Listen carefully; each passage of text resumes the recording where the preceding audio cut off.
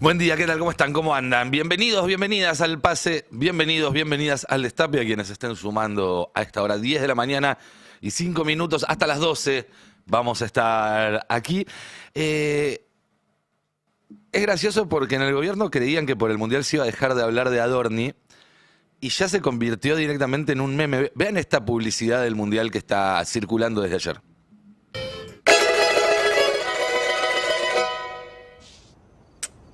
¿Qué promesa hiciste si salimos campeones, bebé?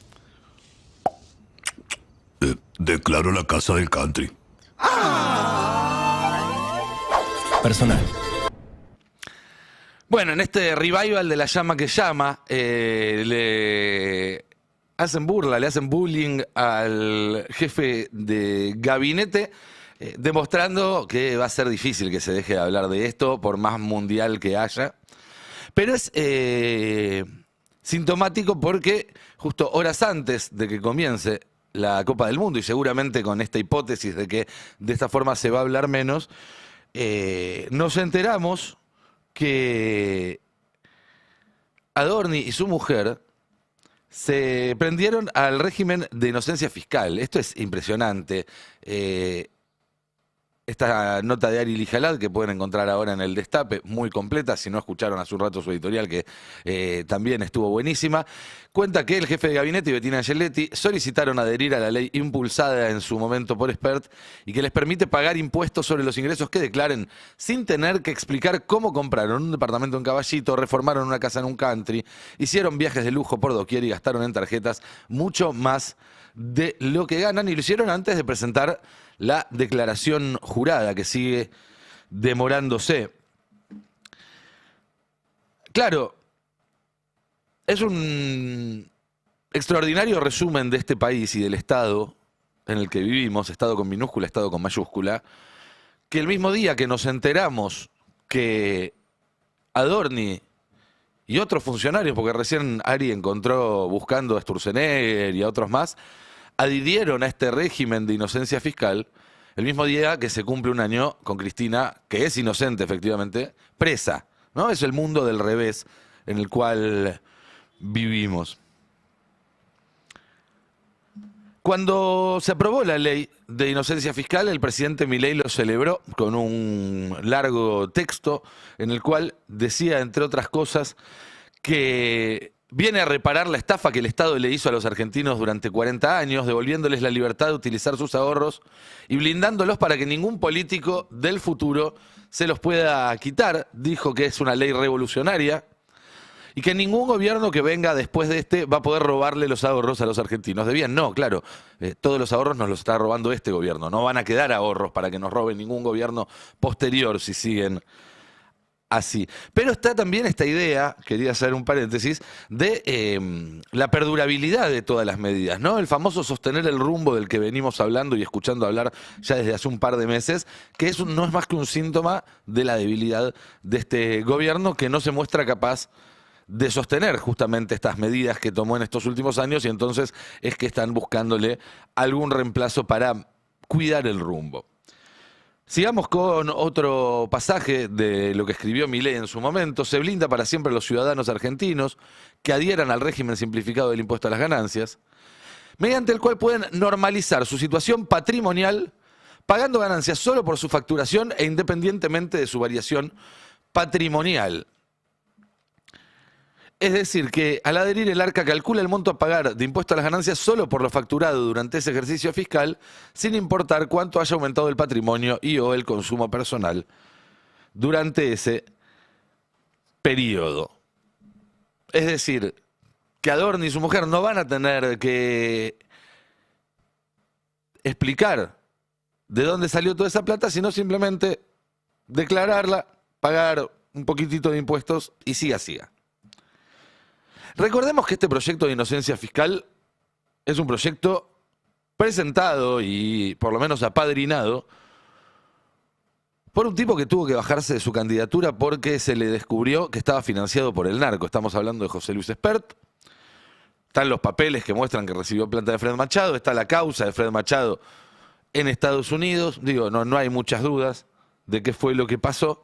Y así es como Spert presentaba en su momento el proyecto de inocencia fiscal que ahora están usando Adorni y compañía para tratar de zafar del enorme problema que tienen.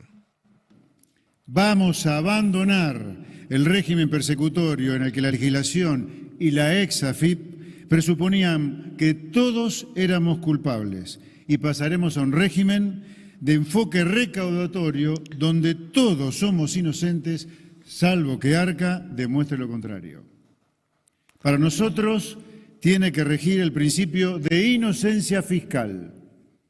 Por eso, el objetivo de este proyecto es blindar al ciudadano de bien que ahorró y preservó su ahorro del descalabro de la maldita casta política, para que tenga la posibilidad de formalizar ese ahorro sin que lo persiga el fisco. Habría que probar pasarlos al revés y a lo mejor dicen una verdad, ¿no es cierto? Como cuando pasaban al revés el final de los cassettes de Yuya. Se me cayó ahí una sota, pero si no, todo lo que dice es exactamente al revés de lo que termina sucediendo en el mundo, donde esa maldita casta política son ellos, claramente son ellos, y los que están siendo despojados de todos sus ahorros son los ciudadanos de bien. Vos sos un ciudadano de bien, no dejes que te digan lo contrario. Porque parte de la retórica de este gobierno pasa por ahí, por decir, bueno, están los ciudadanos de bien y está el resto de la chusma, los que fueron a despedir al indio, los que van a la plaza a quejarse, que no quieren que te vaya bien. Y si no te va bien, entonces es porque ellos están quedándose con cosas que te corresponden a vos. Bueno, es todo un discurso para invertir lo que realmente sucede y se ve a la vista, que es que ellos se están enriqueciendo. Porque además, pongamos todo esto en contexto. Recuerden todo lo que se supo a partir de la estafa de Libra. Recuerden todo lo que se supo a partir del 3% del Andís. Recuerden todo lo que se supo sobre las reuniones en las cuales se cobraba por reunirse con Milei. Y la idea que tienen todos los que pasaron cerca de ese dispositivo, que es que Karina es quien está en el centro, es quien maneja la plata y es una persona a la vez muy voraz con la plata. Y ese voraz lo pueden poner entre comillas, no lo inventé yo. ¿Alguien puede pensar que Adorni hace todo esto y a Karina no le llega por lo menos lo mismo o bastante más? La verdad que no. La verdad que no. Y por otro lado, si uno empieza a sumar las cosas, hay un informe muy interesante de la DAFI, que es, digamos, un auxiliar de las fiscalías que se encarga de hacer peritajes y demás, que dice que entre todas las cuestiones que Adorni no está pudiendo explicar, ya hay más de un palo verde. ¿No? 240 de acá de la reforma de la casa, 140 de comprar la casa, otro tanto del departamento, otro tanto de la reforma del departamento, los gastos en tarjeta, los gastos en efectivo en los viajes. Más de un palo verde. Y si se gastó en un año y medio un palo verde, es porque tiene bastante más. Nadie que, como Adorni, venga para ser buenos, un hogar de clase media, a la que nunca le sobró nada, y de repente accede a mucha plata a sus 50 y pico de años, con hijos y demás, se gasta toda la plata. No, lo primero que haces es juntar un cachito que te dé una renta cuando no estés en la función pública para saber que vas a poder mantener cierto nivel de vida y para garantizarle que a tus hijos le va a quedar algo. Si se gastó un palo, y eso es lo que sabemos por ahora nada más, si se gastó un palo es que tiene mucho más. Y si Adorni tiene mucho más que un palo, Karina se llevó mucho, mucho, mucho más que un palo. Y así con todo. Por otro lado, un año y medio tarde, un informe confirma lo que todos sabíamos desde la noche que salió Libra, que es que Milei no sacó el contrato de esa serie de caracteres que te permitían acceder al token de otro lado, sino que lo recibió directamente de quienes estaban creando el token, porque no se publicó en internet en ningún otro lado antes que el tuit de Milei. La primera vez que aparece esa secuencia de caracteres en la historia de internet es cuando Milei pone ese tuit. El informe preliminar realizado por la Dirección General de Cibercrimen de la Policía Federal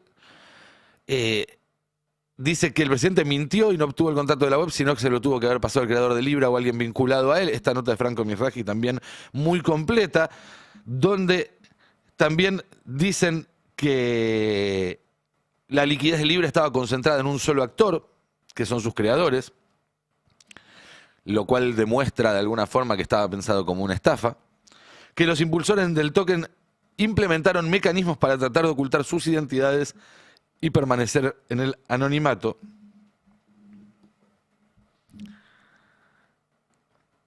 Y ahora además, encima, cerrando el paréntesis Libra, parece que Adorni mudó a su madre a un barrio privado y pidió pagar las expensas en efectivo. Esto publica hoy La Política Online, con lo cual a ese cálculo de 1 millón se va quedando cortito. Es un barrio cerrado donde las expensas salen 500.000 pesos mensuales. Nada mal. Y no sabemos si la madre que se mudó hace poco, según esta nota, alquila o compró un departamento en ese barrio cerrado. A ver, básicamente, para resumir todo esto, los están acusando de estar gastando una pila de guita que no pueden explicar de dónde sale, y la respuesta es adherir a una especie de blanqueo que es una forma de decir, miren, todavía tenemos más. ¿No? Porque básicamente si te estás adhiriendo a la ley de inocencia fiscal es porque todavía te queda algo para blanquear.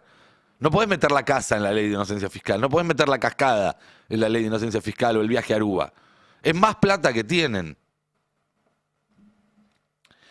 Y lo que está claro a esta altura del partido es que a Adorni lo único que le importa es no ir preso. Ya la batalla de la opinión pública la perdieron porque si estas cosas estás regalado. Está regalado. Claro, está viendo si con esto dibuja algo en la declaración jurada. Ya no te digo ni siquiera para la falta de mérito, ni mucho menos. Creo que a esta altura del partido, si le cierran enriquecimiento ilícito y no van a lavado, él firma. Y si le ofrecen un arrepentido, algunos dicen que también. Pero por eso también en el gobierno lo están cuidando, no lo sueltan. Y la prioridad es que él no vaya preso más allá de la famosa batalla de la opinión pública. Porque claro, ya es Vox Populi. Miren, hasta una persona, un comunicador de muy amplio acceso a fuentes en la Casa Rosada, ya está diciendo que en la propia Casa Rosada dicen que al hijo lo invitaron a un viajecito a París con tal de que postergue por algunas semanas la indagatoria del jefe de gabinete. Abro paréntesis, a mí no me consta que sea cierto. Tiendo a creer que el hijo debe ser un poco más exigente en sus condiciones, más que un viajecito a un congreso en París.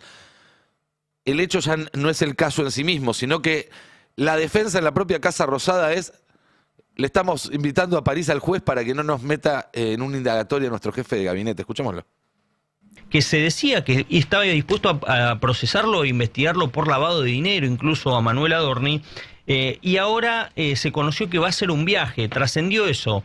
Si efectivamente lo va a hacer, se sabrá durante el fin de semana, porque se supone que el viaje arranca el viernes. Es un viaje a un foro internacional que los jueces son invitados por el Ministerio de Justicia, es decir, por Juan Bautista Máiquez. Finalmente, la información que daba a entender el gobierno durante la semana pasada y durante el fin de semana tenía que ver con que había sido a pedido del hijo esta invitación. Y metiéndolo al hijo como en una especie de supuesto acuerdo con el gobierno. Desde el gobierno ayer dejaron saber que, por ejemplo, el gobierno invitó también a Sebastián Casanelo, que está en las antípodas del gobierno. De hecho, le había investigado mucho a Sandra Petovelo, la ministra de Capital Humano. Algunos decían, bueno, muy cercano o muy proclive a los pedidos de Juan Grabois. Casanelo, la verdad, no me consta. Pero efectivamente sí hay un viaje con magistrados. Veremos quiénes finalmente van. Alguno en el gobierno decía: si hicieron un acuerdo con el hijo, no lo suban al avión, no sean tan papanatas. Bueno, yo creo que el juez mismo debiera bajarse de ese viaje, pero esta es mi humilde opinión. Y obviamente las presiones en torno a Manuel Adorni para que deje su cargo. Ya el jueguito de, ¿se imaginan si esto lo hubiera dicho el funcionario de un gobierno peronista? Está roto hace rato, rotísimo. Pero que la Casa Rosada, a través de un off the record con un periodista no opositor, más bien al contrario, ya esté diciendo estas cosas, es porque Y no es que no tuvieron tiempo para pensar algo mejor, ¿eh? Ya van varios meses con todo esto. Quiero hacer un breve paréntesis antes de seguir sobre el tema de la ley de inocencia fiscal. Algo que yo ya comenté acá un par de veces, pero me parece que hay que insistir porque está en el nudo de toda la cuestión. No son inocentes los nombres de las cosas. La ley de inocencia fiscal se presentó junto con otro proyecto que era el proyecto de la reparación histórica de los ahorros. ¿Se acuerdan? Y tanto el principio de inocencia como la reparación histórica original, que eran los jubilados, son conceptos que tienen como sujeto a las personas. De hecho, el principio de inocencia está directamente vinculado con la dignidad humana.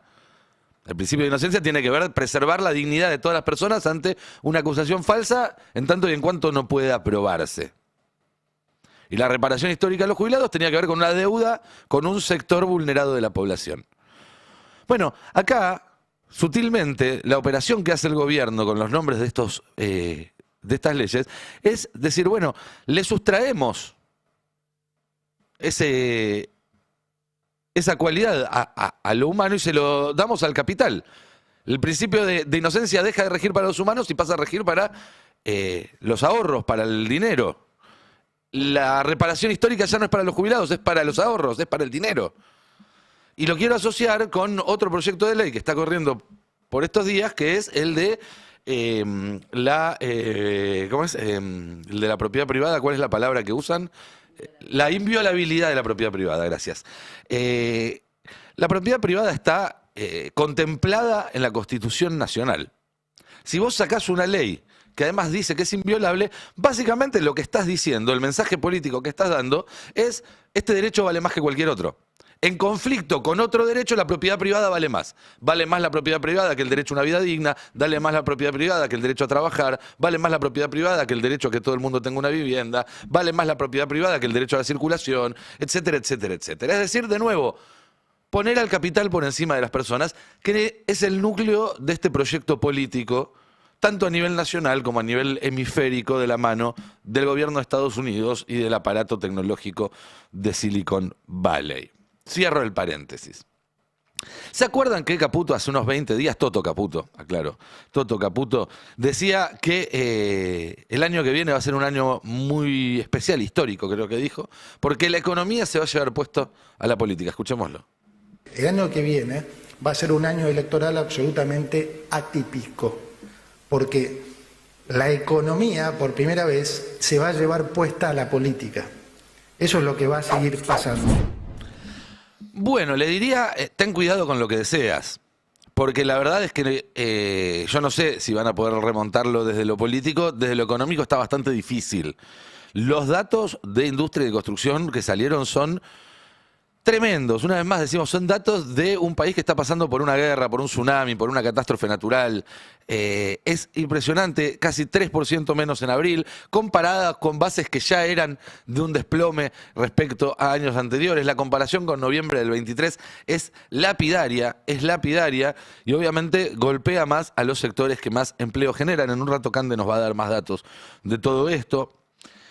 Escuchemos también un fragmento de una entrevista con el dueño de una fábrica de perfumes, al cual le preguntan justamente por el consumo, por cómo está el mercado interno respecto a lo que él ofrece, y esto es lo que contaba. ¿Y cómo está el consumo hoy de este año? Un poco caído.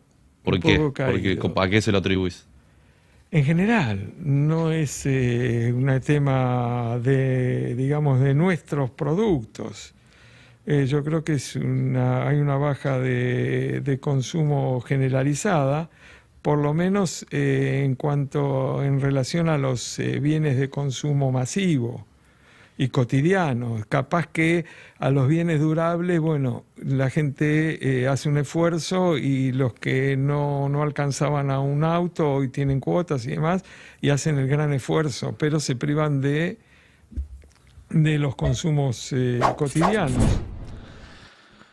Bueno, a lo mejor te alcanza para comprar un auto en cuotas, pero lo que no compras es carne, pollo, verduras, lácteos, productos de limpieza, porque eso es lo que está cayendo también tremendo. Vamos a escuchar ahora otro testimonio, en este caso de un comerciante, que cuenta cómo sigue sosteniendo su comercio porque es lo único que tiene, pero el costo es altísimo. Mira, yo tengo 3 locales, de los cuales ya tengo programado cerrar 2, porque alquilo y tengo empleados y hoy no es para nada rentable, así que nos vamos a quedar con un solo local. Hacemos promociones donde prácticamente no tenemos rentabilidad, solamente para ver si podemos llegar a cubrir algunos gastos, pero ya hemos calculado que no.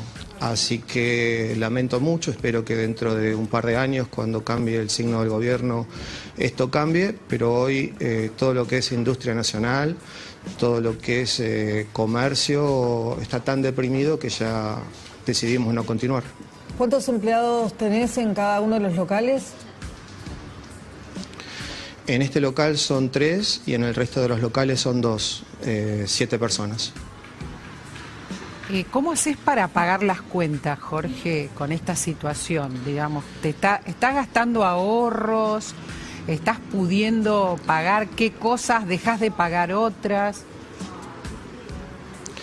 Mira, como creo que la mayoría que yo escucho en las noticias que está endeudado, sí. El año pasado, creyendo que se podía esto revertir, me endeudé con el banco con el que trabajo en varios créditos, no alcanzó. Ya me había gastado los ahorros. En este momento ya estoy casi 10 millones abajo cada mes en función de mis gastos y lo que podemos llegar a facturar. 10 millones sumando todos los locales para tratar de entender. ¿Tenés 10 millones de pérdida? Sí, todos los meses tengo que salir a buscar con prestamistas 10 millones desde el mes de febrero. Y ya decidí no volver a comprar mercadería y hacer una liquidación importante con descuentos sin rentabilidad para poder pagar compromisos y bueno, y después ya no continuar. No, esto es un tipo que decidió poner un negocio que durante muchos años le fue muy bien, si no, no abrís 3 sucursales, y que de repente en menos de 2 años está pensando en liquidar la mercadería porque ya está endeudado con prestamistas. El siguiente paso es ir con la mafia, digamos, ¿no? Y es el ejemplo de lo que pasa con este gobierno. El problema es que todavía hay mucha gente que piensa que si le está yendo peor que hace un par de años es por un problema suyo o que es algo temporario. Como decía él, bueno, me endeudé pensando que era algo temporario. Y cada vez más nos damos cuenta que no, que es algo permanente. De hecho, están ellos hablando de sostener el rumbo, es de lo único que hablan. Sostener el rumbo es que esta gente no pueda hacer su negocio, un negocio que sabe hacer, insisto. Si no, no llegás a tener 3 sucursales de una zapatería. Sostener el rumbo es mantener esta situación en la cual lo único que funciona son los negocios que le importan a los poderosos. La noticia que circuló en estos días es que el Ministerio de Defensa le permite a los militares tener un segundo empleo en Uber, de repartidores o de seguridad privada. Qué miedo tener en seguridad privada un militar, que es alguien a quien básicamente entrenaron para matar, ¿no? Deberían ser los últimos que pueden darle el trabajo a un policía, a un boxeador, a un karateca, pero un militar no. Pero el título para mí está mal. El título es: el gobierno no les quiere dar un aumento de sueldo a los militares para pagarles lo que necesitan para vivir. Después, alguno trabajará de Uber o de repartidor, otro le pedirá prestado el suegro, yo qué sé. Pero el título es este. Y puedes sacar militares y poner docentes, poner trabajadores de la salud, poner policías, poner trabajadores del correo, de la administración central. El título es que el gobierno no quiere que los sueldos alcancen para vivir. Básicamente es eso, porque tampoco quieren que alcancen para vivir en el sector privado, por algo le ponen un techo a las paritarias y además trabajan para que cada vez los sindicatos sean más débiles y no puedan pelear por esos aumentos. Ahora bien, cuando lleguen las inversiones, nos están diciendo, cuando lleguen las inversiones, no se preocupen, va a cambiar todo, va a salir el sol, van a cantar los pajaritos y los argentinos van a saber lo que es comer manteca y mermelada. No, en serio, eso es lo que dijo ayer la diputada Virginia Gallardo. Darles el testimonio a cada uno, tenemos la capacidad de empatizar y es ahí donde entra este nuevo paradigma que nosotros proponemos, que es poder generar inversión privada, que sea sustentable en el tiempo, para tener una vacación, o que puedan conocer la mermelada y la manteca, o que puedan conocer la mermelada y la manteca. La realidad... No se puede gobernar un país que no conoces, que no te interesa conocer y por el cual no tenés ningún tipo de apego. Y ese es el problema principal de este gobierno. La gente conocía las vacaciones, conocía la mermelada, conocía la manteca, hasta que llegaron ustedes. Hasta que llegaron ustedes. Escuchen lo que decía hace poco más de un mes un productor de mermelada santafesino en una entrevista. Darío Bayoco está en línea. ¿Qué haces, Darío? ¿Cómo estás? ¿Cómo va? Buen día. Muy bien, che. Bueno, ¿qué tipo de producción tenés, aparte de mermelada, Darío? Nosotros tenemos una cooperativa que es productora hortícola. Sí. Producimos todo tipo de producciones, desde hoja hasta, berenjena, tomate, morrones. Bueno, justamente en el mercado de Rosario, ahora vinimos a traer mercadería y estamos cargando.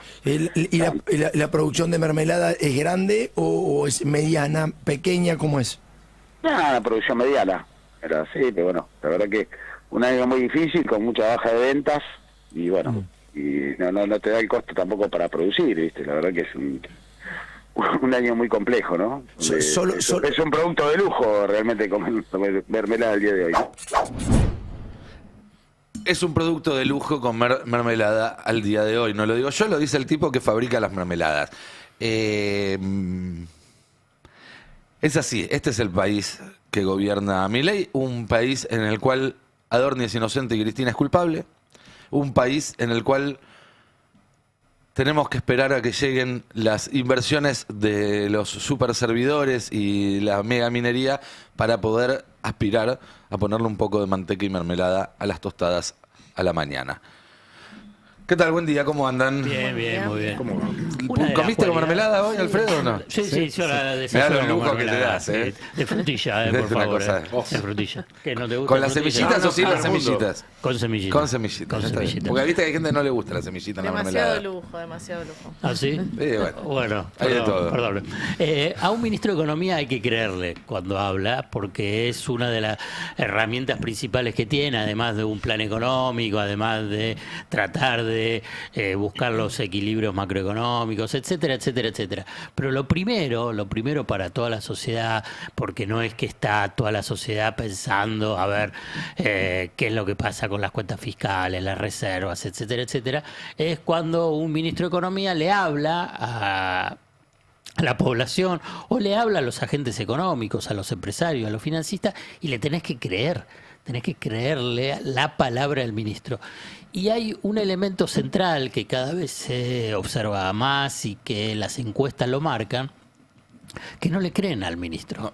Cuando habla y propone y dice, sí, los próximos 18 meses van a ser los mejores de la historia, que durante el año próximo la economía va a barrer a la política, no le creen. Entonces esto es un elemento central. Entonces cualquier cosa que hagan, sí. Tener un ministro de Economía al que no le creen es como tener un piloto de avión al que no le responden los mandos, básicamente, ¿no? Y el avión está en el aire. Sí, y que no confías tampoco. Y en el que además no confías. Pero digo, el ministro de Economía con su trabajo es decir cosas y que tengan efectos, sí, ¿no? Se basa en eso. Y además porque generas expectativas en la economía. Entonces decís, bueno, mira, va a estar mejor, entonces invierto. Bueno, pero cuando vos no le crees, decís, yo ni en pedo voy a invertir.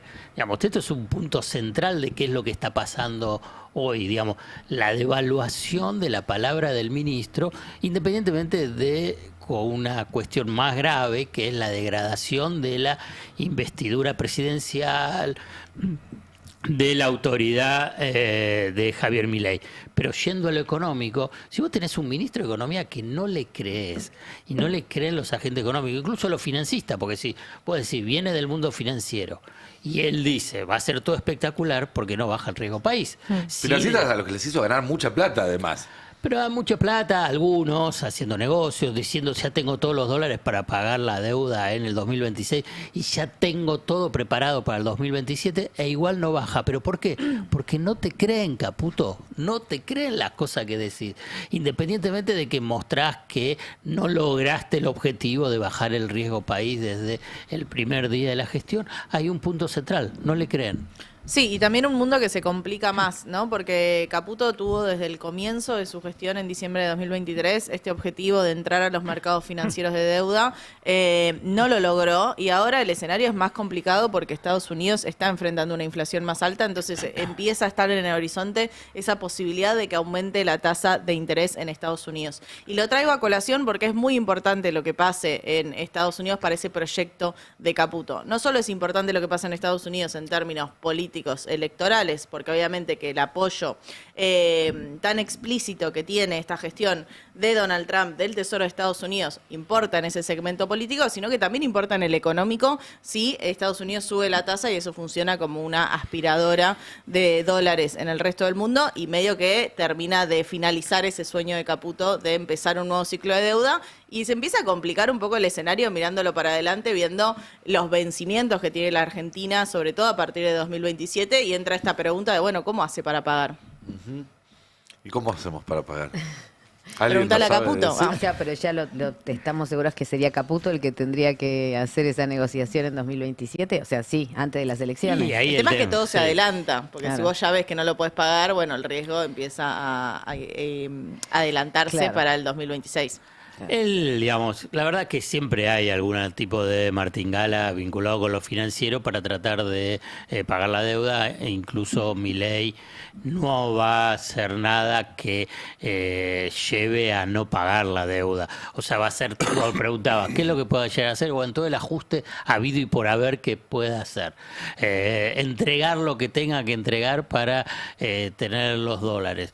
O sea que después va a haber corrida, va a haber cobertura cambiaria, digamos. Es tan evidente todo lo que va a pasar que es, por un lado, bastante lamentable, la verdad, porque si tenés una situación tan crítica en el frente financiero y por consiguiente también después en la economía real, lo de este hombre del local comercial es dramático. Fíjate lo que él dice, bueno, qué sé yo, voy a tratar de aguantar para que venga otro gobierno. Digamos, ya esto es un punto esencial. Yo creo que ni debe ser vinculado a decir que si es peronista o no es peronista, que venga cualquier otro, claro, para tratar de recuperar algo de lo que es el mercado local, el consumo masivo. Ahora, la pregunta que les quiero hacer yo, en nadie de todos estos actores, los funcionarios y demás, está la mínima posibilidad de decir, bueno, probemos un ratito creciendo, porque al fin y al cabo, perdón que diga una tontería. Claro. No sé, es que están creciendo en términos de actividad económica. ¿No podemos probar con un crecimiento armónico de la economía que apuntale los sectores de mayor mano de obra, comunista, los que tenga, perdón, zurdito. La remera roja tenía que tener. El argumento de ellos es que estás en un proceso de transición hacia una nueva Argentina. Y en esa nueva Argentina hay destrucción, hay sufrimiento, y esto es lo que está pasando. Lo que hay un elemento no mencionado es que en el destino final es de sufrimiento. No es que no es de transición, claro, no es de transición. O comer miguitas del porque del piso, la sociedad lo aceptó, sectores de la sociedad importantes, aceptó y dice, bueno, vamos a sufrir durante el primer año, si querés, es una reversión interesante. Muchas veces la política apeló a las creencias religiosas, como decir, bueno, la redención viene aunque sea después de la muerte. No, acá bueno, es eso. Después del peor momento tampoco viene la redención. Bueno, pero esta es la evaluación que nosotros hacemos, digamos, pero ellos están convencidos que va a haber una gran transformación vinculado con el desarrollo minero, el desarrollo de hidrocarburos, la expansión del sector agropecuario y todo lo que está vinculado con los amigos de Nicolantos, que son los de inteligencia artificial. Claro, igual la gente, digamos, lo que llamamos gente no tiene ningún espacio en ese. La famosa frase de Reidel, ¿no? Argentina es un país maravilloso, lástima que está lleno de argentinos. Ellos lo dicen dicen explícitamente. ¿Es la redención para quién? Porque en algún punto esta transformación que están llevando a cabo, que ya va a su tercer año de transformación y que todas las conquistas legislativas que tuvieron son en ese sentido, es un país que es más cómodo para ciertos sectores, es más cómodo para quienes laburan en minería, en agro y en petróleo. Digo, es más cómodo para esas empresas, es mejor para esas empresas. Pero Las ¿quién va a empresas que hacer las trabajan en rutas, Perú pregunto yo? están feliz de la vida. El tema es el resto de la población. Aldo Ferrer lo decía en su momento. Decía, es una Argentina, la Argentina que piensan es una Argentina para 1/3 de la Argentina y 2/3 quedan afuera. Bueno, es el mismo modelo reeditado ahora sumándole minería y petróleo, pero una minería que no construye en el país ni siquiera el espacio donde van a vivir los trabajadores mineros, sino que lo importa directamente de China. Entonces, efectivamente no hay un derrame y no es una cuestión de opinión. Uno puede ver el horizonte en Perú y entender que hay países que funcionan así. Cande, ayer hablábamos en Palo y Zanahoria a la tarde con el titular de la Cámara de Construcciones Modulares, justamente a cuento de lo que vos estás mencionando, ¿no? Una mega emprendimiento de minería de cobre en la provincia de San Juan. Sí, Vicuña. Donde parte de ese emprendimiento implica establecer una suerte de mini ciudad en el medio de la cordillera donde duerma y donde haga su vida cotidiana alrededor de 2.500 operarios. Vos fijate, bajo el amparo del RIGI, es decir, acá no hay ninguna ilegalidad, acá no hay ninguna picardía de parte del empresario, bajo el imperio del RIGI, ¿qué hacen los capitalistas de esta empresa? Dicen, bueno, yo tengo dos opciones, mando a construir con capitales argentinos, que es el lugar a donde yo vengo a enterrar, entre comillas, 18.000 millones de dólares, de eso se trata la inversión. Para extraer los minerales que están en esta tierra. Para extraer los minerales que después voy a dejar cero en términos de regalías, me va a ir bárbaro durante muchísimos años. Podría tener la alternativa de decir, le mando a los argentinos a construir las camitas donde van a estar los operarios. Eso me sale una plata.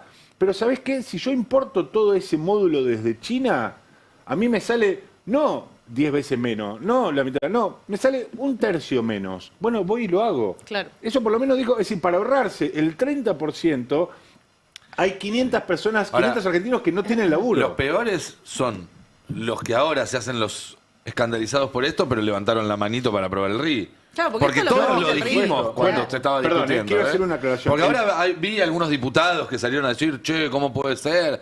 Bueno, lo votaste los vos. Gobernadores a dos manos, los diputados, los senadores, Todos. pero digo, agrego también, y esto no se trata de discutir con un entrevistado que no está, pero el propio empresario decía, nosotros estábamos de acuerdo con el RIGI. Ah, bueno, el No lo RIGI leyeron. contenía esto. Claro.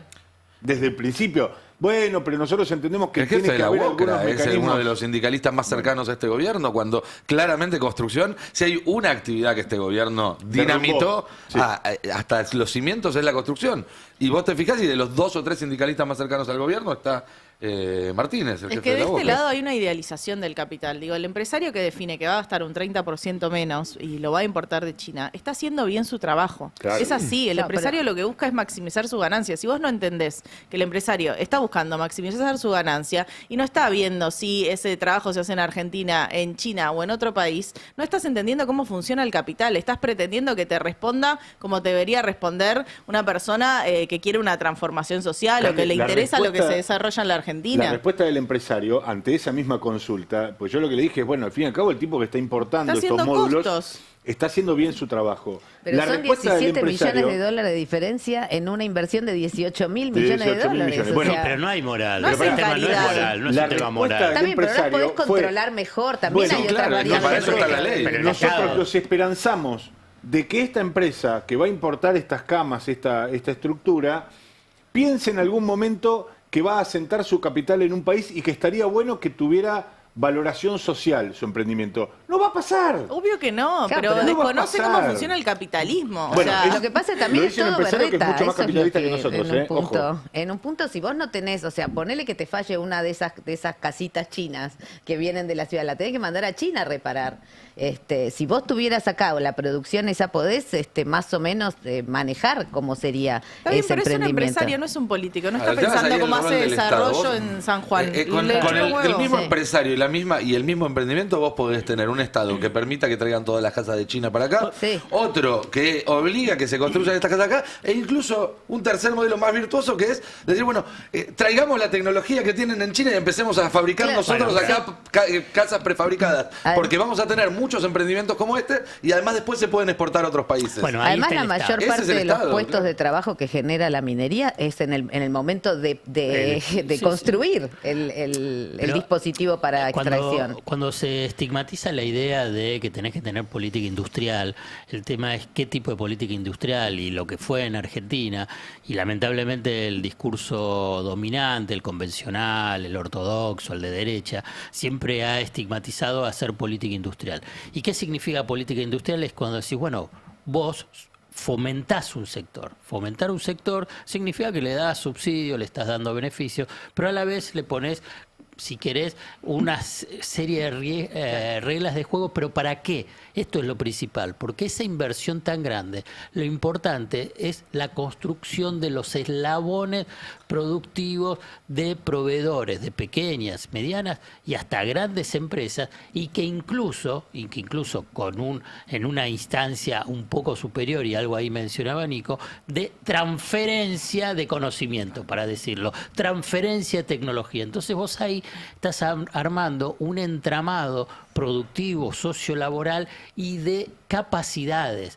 Bueno, acá es nada, el RIGI es nada, y es como también dijo Nico, esto fue mencionado, no es que alguien tiene que sorprenderse. Si el empresario se sorprende, bueno, porque está alienado con el discurso que decís, no, tenés que darle todo a los empresarios, al capital, y fundamentalmente al capital extranjero y a los de la minería y del petróleo, porque así vamos a estar bien todos. Ni Eso siquiera es tienen responsabilidad en la construcción de infraestructura, digamos, de rutas y como para... Tampoco. No, pero por eso esto es, digamos, es dos conceptos diferentes que además en todo el mundo, casi todo el mundo que piensa en el desarrollo, hay un regreso a la política industrial nacional. Lo que está pasando en la Argentina de Milei está fuera de registro de lo que están haciendo los otros países, porque en la década del 90... En la década del 90 la Argentina estuvo dentro de una corriente general y fundamentalmente de América Latina y después de los países europeos periféricos y de los que cayeron del bloque soviético. Pero ahora no, ahora estás afuera de todo lo que están haciendo. Sí, y acá hay un comentario en el chat que me parece importante que dice, bueno, el empresario debería tener en cuenta que para que su producción tenga sentido tiene que haber un consumidor del otro lado. Estamos hablando de actividades extractivas, o sea, no estamos hablando de que viene un proyecto para vender en el mercado doméstico. No, esto es un proyecto transnacional que viene a la Argentina, extrae los minerales con miras a la balanza cambiaria y a exportar al resto del mundo. Entonces también tenemos que entender las características de lo que está sucediendo acá para pensar de una manera más constructiva qué haríamos con eso. Entonces, si vos definís que vas a explotar y vas a llevar adelante el proyecto de Vicuña, la pregunta como argentino o como argentina es ¿para qué? O sea, ¿para qué haces eso? Y está bien obligar a esa empresa transnacional a decirle, bueno, la inversión que vas a hacer, que va a ser solo al principio, que tiene que ver con esta obra de infraestructura, la tenés que hacer con proveedores locales, la tenés que hacer con mano de obra local, porque el siguiente paso es que van a traer los trabajadores de otros países, que van a ser más baratos y que esos sueldos ni los vamos a ver en la Argentina. Entonces, esas son las preguntas necesarias. Ahora, la realidad es que ese RIGI que aprobaron diputados y senadores de todas las fuerzas, bueno, nos condena por los próximos 30 años. Entonces también la pregunta es qué se hace y cómo el próximo gobierno queda maniatado con todas estas conquistas legislativas que tuvo Milei en estos 3 años. ¿Puedo hacer una pregunta? No, una pregunta es, ¿cuál es la obsesión? ¿A qué le sirve a Caputo la obsesión por nombrar a Kicillof permanentemente? Porque esto, o sea, se modificaría. Bueno, todos los gobiernos necesitan rivales. Si no tenés un rival, el gobierno se come a sí mismo. Pero Caputo hablándole a los empresarios... Es una muestra de la debilidad. Él quiere mostrar... que un punto es, ¿por qué no invierten? ¿Por qué no baja el riesgo país? Por el riesgo Cuca. Porque existe la posibilidad que Kicillof pueda ser presidente. Con la posibilidad que vuelva el peronismo. Entonces él plantea y le dice a los empresarios, no tengan ningún problema, inviertan ahora, bajen, compren muchos bonos, baje el riesgo país, vamos a ser felices. ¿Por qué? Porque Kicillof no va a ganar. Y es la forma de decir... él dice, como no le creen, ¿te acuerdas? ¿Viste el primero? Que la programación neurolingüística dice que va a ganar. Claro, exactamente. Él es bastante Dime básico de lo en que eso. te jactas y te diré de lo que vos estás careces, diciendo ¿no? es muy complejo para él. Es muy complejo para Dime de lo que Caputo. te jactas y te diré de lo que careces. Bueno, por básicamente. eso. Entonces Sabiduría ahí es popular. que entonces está mostrando precisamente su debilidad. Y primero porque no le creen y segundo como lo menciona tanto así, es sencillo. El capital va a decir, che, pero este está diciendo que no gana. Pero entonces puede ganar. Claro, pues, parece una torpeza muy grande, por eso preguntaba. Yo, no sé si hay otra verdad detrás de la mentira. No tiene esa complejidad, es un trader. Sí, como bien dijo Cavallo, se lo dijo Cavallo. Ahora que estamos hablando de los empresarios y demás, yo sí algo que celebro personalmente, capaz que no hay mucho para celebrar, es que esto realmente pone fin al proceso, a la metáfora, ¿no? A esto, sé lo que recuerdo cada vez que me pasan estas cosas de, empresarios dándose cuenta que la cosa era mucho más brutal y mucho más salvaje y mucho más capitalista en el peor de los sentidos. Se terminó, ustedes tienen presente el término responsabilidad social empresaria, toda esa falopa, donde los empresarios lo que hacen es cubrir, lavar un poco de sus culpas históricas. Bueno, pero así desgravaban para pagar impuestos a la ganancia. Todo tiene que ver con... Pero hacían un beneficio. Por contaminar, por negrear, por maltratar, por vender porquerías, haciendo que una fundación hermosa con dibujos de nenes, donde los protegen, es decir, agarran 3 chiquitos más o menos, cada tanto les dan una cajita feliz. Hoy Papo vino durísimo. Y después de eso... Pero eso es woke ya. Responsabilidad social empresaria. Digo, se terminó la metáfora. Pero mal que se mal terminó la eso etapa. generaba algún tipo de derrame, porque justamente la empresa no tiene ninguna responsabilidad social empresaria. Entonces vos le generas un incentivo para que meta el capital. Personalmente prefiero que nos muestren esto, los Peter Thiel, los Galperín, los miserables, los tipos que vienen a hacer extractivismo y te van a decir, yo les voy a poner grilletes a los trabajadores, pañales a las cajeras. Claro, vos pensás que está más expreso el conflicto capital-vida. Demostrarse como pródigos. La responsabilidad social empresaria se llama pagar impuestos. La responsabilidad que tienen los empresarios con la sociedad cuando le va bien es pagar su tajada justa de impuestos. Todo lo otro, si tenés ganas de tener una fundación, colgar los cuadros en un... Está perfecto, pero pagá tu porción justa de impuestos y después por arriba de eso... Claro. Todo lo que quieran. Tienen tanta guita que pueden hacer lo que se les ocurra. Mariano Heavy Metal. ¿Querés ver en vivo a un empresario rompiéndosele el corazón? Porque, viste, hay una ¿Lo imagen pasamos en cámara lenta? muy famosa de los Simpsons. No, pero no me quiero detener en eso, pero sí me parece que es muy ilustrativo, es un gran laburo de la producción de Pablo y Zanahoria, lo quiero destacar. Conseguir a un empresario que después del anuncio de este mega emprendimiento y de la iniciativa de la empresa minera de traer las casas modulares, la mini ciudad importada directamente de China, nos contaba ayer esto. Si la primera inversión que tienen que hacer las empresas ya vuelcan el 100% de esa inversión a dar trabajo a empresas chinas, a recursos chinos, no queda nada en Argentina más que un trabajo residual, que es el montaje de ese campamento, si eso va a suceder en todas las inversiones que están establecidas con el RIGI, bueno, entendemos que no va a generar un derrame de riqueza como está previsto hacia las economías locales, hacia las economías regionales, no va a generar una cadena de valor en Argentina y en definitiva va a ser una industria de extracción que solamente va a extraer minerales, va a ingresar dólares para esa inversión y así como los ingresa los va a retirar. Lo que hace, estamos hablando, primero para poner en contexto, la inversión del campamento dentro de la inversión total del proyecto es el 0,1%. O sea, es una inversión marginal para la inversión total de la minería, pero una inversión... Pero digo, 0,1% de los, si no estoy sacando mal la cuenta, de los 18.000 millones de dólares, es 1.1800, 180, 18 millones de dólares serían más o menos el costo de esta ciudad. Son 18, exactamente, 18 millones de dólares. ¿Y cuánto cuesta hacer en la Argentina eso? Perdón, 18 millones de dólares la diferencia entre la oferta argentina y la oferta china. ¿Okay? Okay. Estamos hablando de 72 millones de dólares la oferta china contra 52 millones, más o menos te estoy dando números referenciales. Sí, al revés, 52 millones la oferta china. 52, exactamente. Son 18 millones de dólares la diferencia entre las dos ofertas. Solamente para esto, la construcción de todo ese campamento implicarían 500 puestos de trabajo aproximadamente, contra 50 puestos de trabajo que puede llegar a generar el montaje del campamento que van a traer desde China.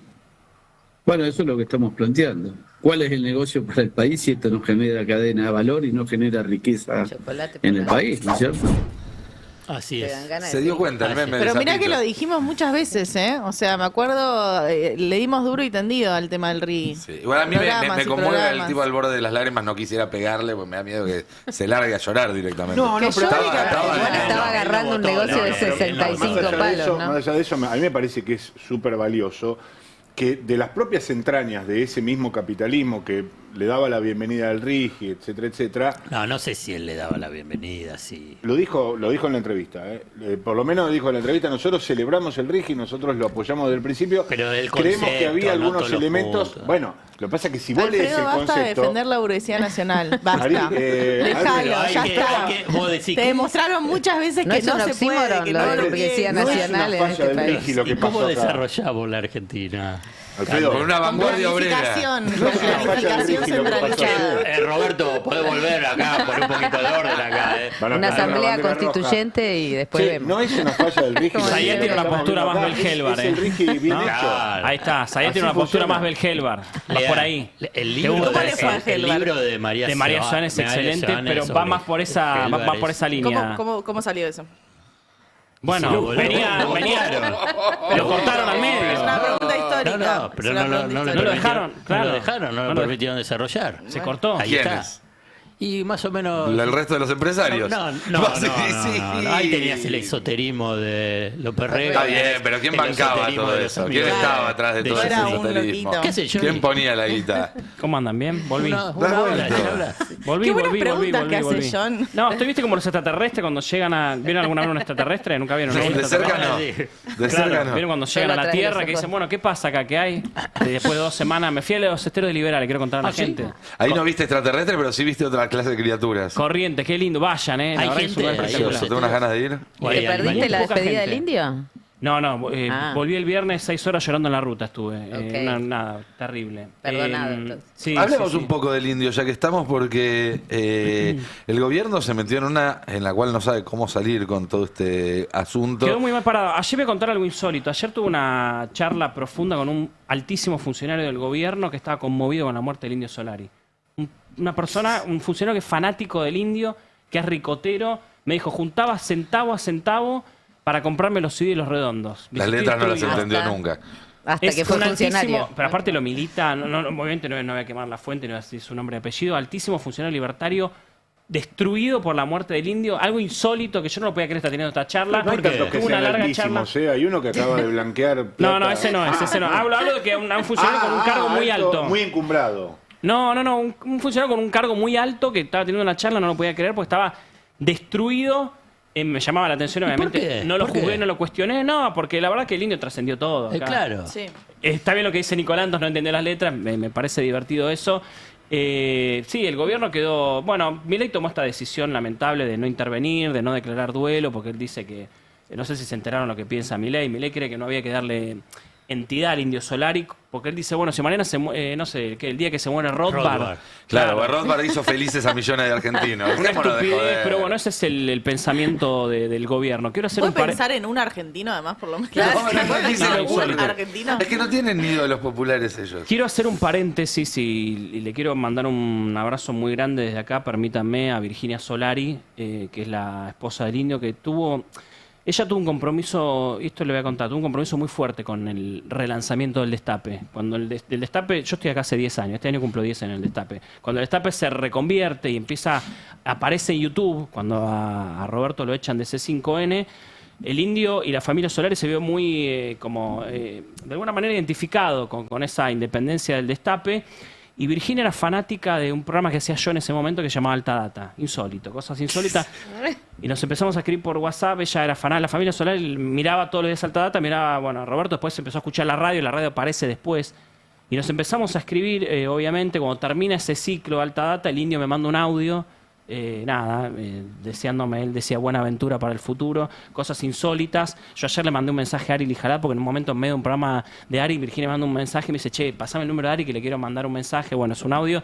También pasó con Amorín, cuando estaba el programa de Amorín acá, Crónica Anunciada en el Destape, también me mandó un mensaje, me dijo, che, le están haciendo un homenaje al indio por su cumpleaños, le quiero mandar un audio al programa de Amorín. Bueno, cosas increíbles. Nada, vimos ese video último de Virginia con una fanática, una persona impresionante, la verdad. El gran sostén del Indio Solari. Ayer pasó algo lamentable con algunos medios que operan para el gobierno, tratando de maltratar al hijo del Indio Solari. ¿Sí? A Bruno Solari, sí, lo intentaron operar con una estupidez, con una cuestión lamentable que ya está dando vueltas, que el hijo del indio labura para la legislatura de la provincia de Buenos Aires hace un año. Está en la parte de comunicación del bloque de Unión por la Patria. El pibe es un pibe que está muy interesado en la política y en la comunicación, así que labura de eso. Gana un sueldo de mierda, porque gana 800 lucas, que es un sueldo de mierda.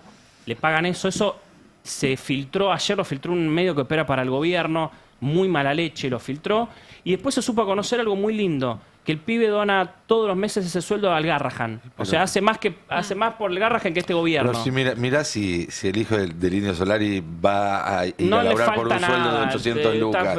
Claramente si está ahí es porque tiene ganas de estar ahí. Que labura por un sueldo de 800 lucas. lucas. Es un pibe que lo hace por convicciones, que tiene convicciones como las tiene el padre, como las tiene la madre también. Y que no tendría por qué donar su sueldo tampoco. Está muy bien que lo haga, pero digo, no es una obligación. Pero lo hace y bueno, dona su sueldo al Garrahan, que igual nada, es su sueldo de mierda, pero bueno, se filtró. Tratan de hacer un carpetazo y les termina saliendo al revés porque no hay nada. No hay nada, pero tratando de mancharlo a días nada más de la muerte de su padre, nada. Cosas que hace este gobierno y los medios que operan para este gobierno porque de manera lamentable. Que le da la información.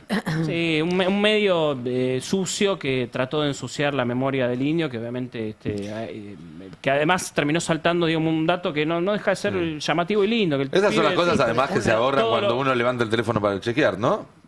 Porque si hubieran preguntado, si hubieran enterado eso, se ahorraban el papelón.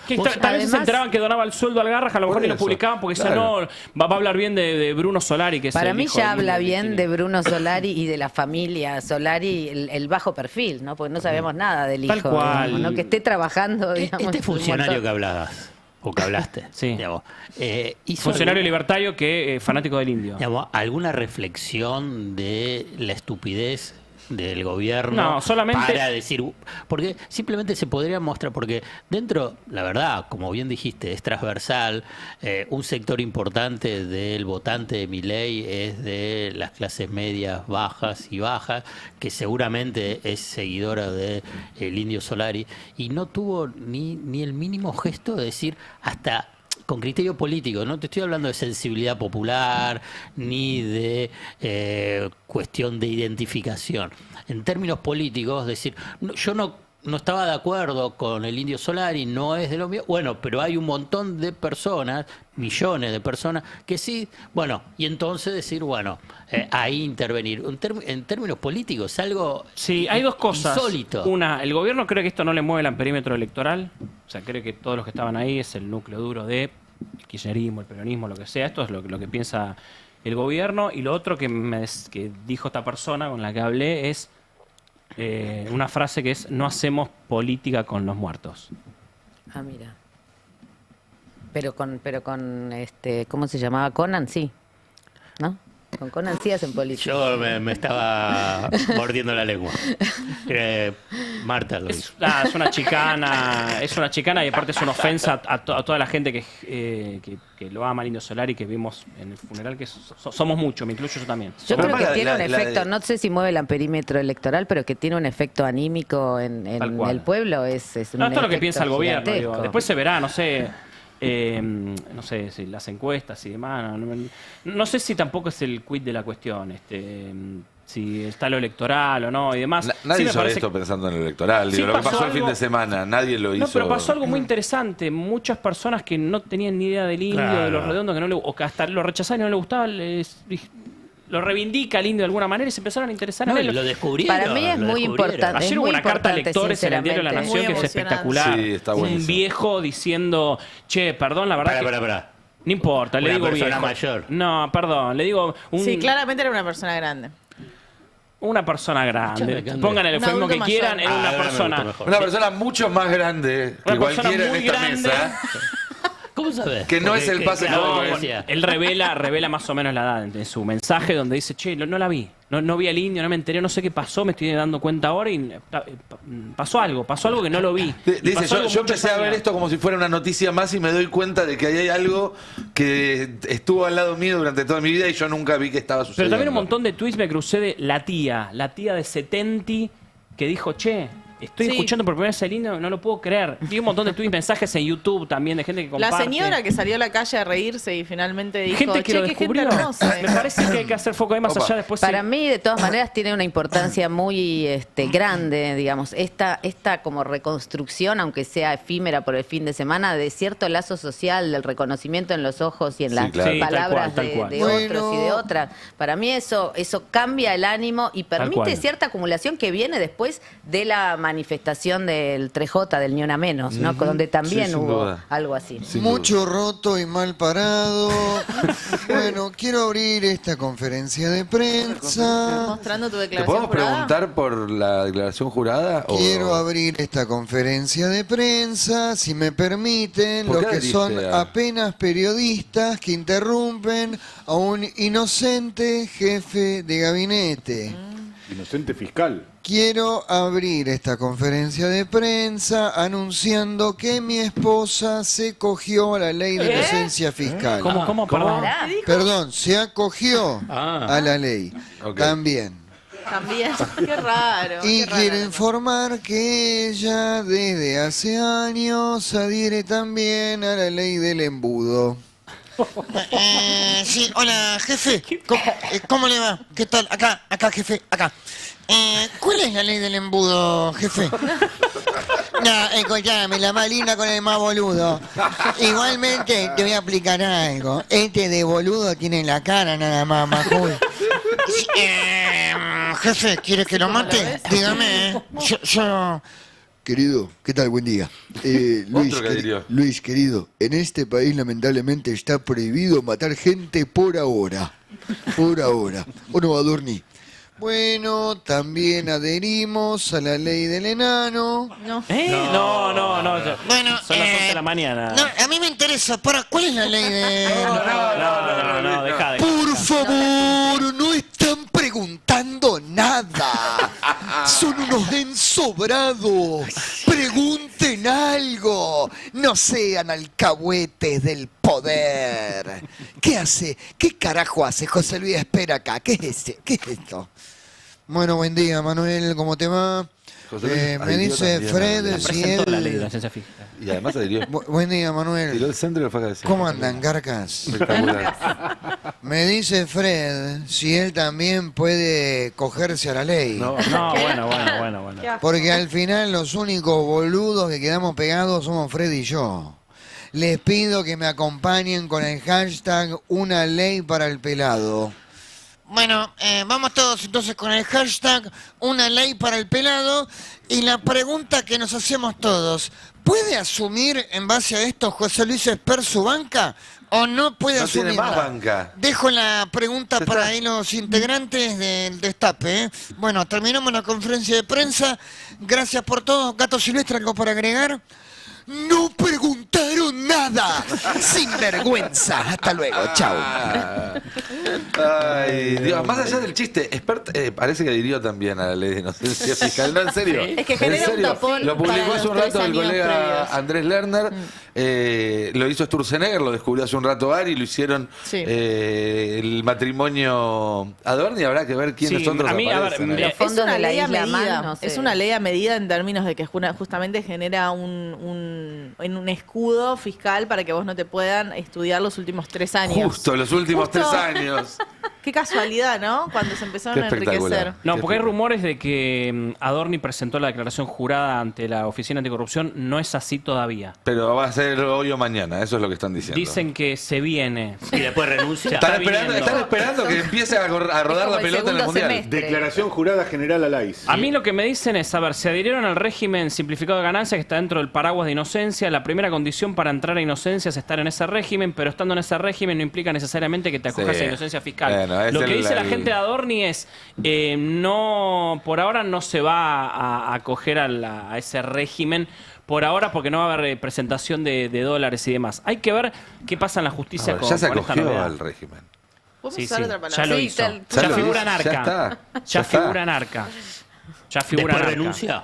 Pero después hay que ver qué pasa con la declaración jurada. Ya la segunda vez te lo pregunto. No me eluda. Es una versión. No, es una versión esa. Si Argentina avanza a octavos. Ya también. No, es una versión. Si no avanza a octavos. ¿Qué pasa? ¿Estás sonando el despertador? ¿Cómo que tengo una lesión? Como jugador, Que tengo un desgarro. ¿Qué? Entonces no juego más. No, Lío, no, ni Ya me puedo retirar. Hola. Hola, Lío. Hola, Lanto. ¿Cómo estás? ¿Qué estabas soñando? La concha de su madre. Era un sueño, soñé que me estaba lesionando. No, menos mal, fue una pesadilla. Así no juega mundial. El único que quiere que arranque el mundial es Adorni. Yo tengo una paja.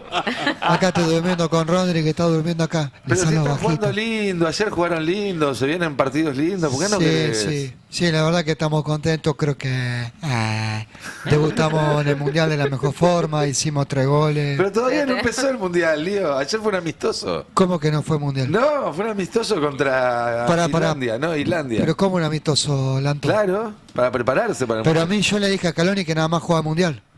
Bueno, pero entraste 20 minutos para que la gente quería verte. ¿No viste lo contenta que se puso la gente cuando entraste? Pero qué contenta. Yo quería jugar al mundial, no un amistoso. Mirá si me lesionaba. No, ahora vas a jugar el mundial. El martes arrancan ustedes. ¿Cómo el martes? ¿Contra quién jugamos? Contra Argelia. ¿Y ayer? Y ayer jugaron contra Islandia. ¿No viste que estaba el hijo de tu compañero del Barcelona que con Pará, porque me querés decir que hice la entrada en calor, casi me lesiono. Después me tuve que bañar para jugar un amistoso contra Islandia. No, déjense de echar los huevos, muchachos. Tengo 39 años, voy a cumplir. No me rompa más la pelota. Yo no quiero jugar más. Ahora le voy a decir a Caloni que estoy recaliente. Yo pensé que era el mundial. Que presente la declaración a Adorni, hagan lo que se le canta el culo. Chao, muchachos, estoy recaliente. No te vayas, Lío. Chao. No, Lío, no. Ay, Dios. Lindo partido, ¿no? Lindo partido. Metió un golazo el ex Boca Colobarco. Contra Islandia. ¿Cómo juega el Y otro, el futuro de Boca, ¿no? Rodri, ¿vos sabías que no jugamos contra Islandia? Yo no entiendo cómo pueden disfrutar de este mundial con el clima en el cual se está jugando, con el referee de Somalia rechazado, los jugadores iraníes que no pueden dormir en Estados Unidos. No, me redolió la patada, aparte. Ahora me duelen los juanetes por culpa de ese boludo. Pensé que te dolía la política migratoria. Tuve que usar shampoo y crema de enjuague, Rodri. Que está con Rodri, boludo, sé cómo me duelen los juanetes ahora. No sé ni quién jugó. Dejame hinchar la bola. Descansá para el martes, Lío. Yo no juego más. ¿Estás enganchado? Pará que corto. Marta, el fútbol tapa todo, perdón. No, son dos planos diferentes. No me expliquen, no me hagan mansplaining. Yo ya sé lo que pasa, pero voy a meter mi ficha igual. Está muy bien, banco lo que decís. Yo tengo que pensar lo que es una de las grandes multinacionales del entretenimiento del mundo, que es la FIFA, junto con el tema de la AFA, y todos los negociados, uno sale de eso. Porque es de una basura pero terrible, de explotación a los jugadores, porque si vos ves lo que maneja la FIFA y todo, y después lo que le llega a los jugadores, es de una explotación general. Eso lo entiendo, pero es un momento como para generar alguna antipatía contra Estados Unidos, contra Donald Trump, como volver a ese eje. Por el contrario, creo que el Mundial permite que se haga el foco en cosas. A ver, venimos denunciando que el gobierno de Donald Trump es un gobierno racista y fascista desde desde que empezó. Bueno, esta semana, a partir de lo del árbitro somalí, un montón de gente que no lo veía de esa forma o que dudaba cuando se usaban ciertas palabras, se da cuenta de lo que está pasando. Yo lo veo al revés, como una oportunidad de... Acá el Mundial 78 fue todo lo que fue, pero también fue la primera vez que en el mundo se empezó a mirar lo que estaba pasando con las madres, con los derechos humanos. Hay que tomarlo también, es mi opinión, como una oportunidad para echar luz sobre cosas que están pasando en simultáneo a la parte deportiva. De hecho, creo que va a seguir pasando, porque ahora la noticia fue lo del somalí. Espero que no, pero tengo entendido que hoy, mañana, pasado, la noticia van a ser algunos jugadores a los que pueden llegar a rechazar de algunos equipos, y a partir del fin de semana van a ser hinchas a los que van a rechazar. Es decir, esto va a seguir escalando en cantidad de gente. Lo de Irán, lo de Irak, que le tuvieron a un jugador 7 horas encerrado en el aeropuerto cuando llegó, lo de el fotógrafo de la delegación iraquí, que tampoco lo dejaron pasar, y tantos otros casos, un jugador suizo. Claramente va a ser un mundial atípico, pero bueno, yo personalmente voy a tratar de disfrutar una parte. Es una mafia, y la historia de los mundiales es así, o sea, el rol de la FIFA es ese, no es algo que es nuevo ni novedoso. Nunca fue el Coro Kennedy. No. No, ya Qatar el año pasado, el mundial pasado. Y Rusia el anterior. Bueno, pero Alemania fue sede de los Juegos Olímpicos. Total. Aquellos donde la foto más emblemática probablemente es ese atleta negro levantando el mundial puño. acá en la dictadura. El 38. Berlín 36. 36. Berlín 36.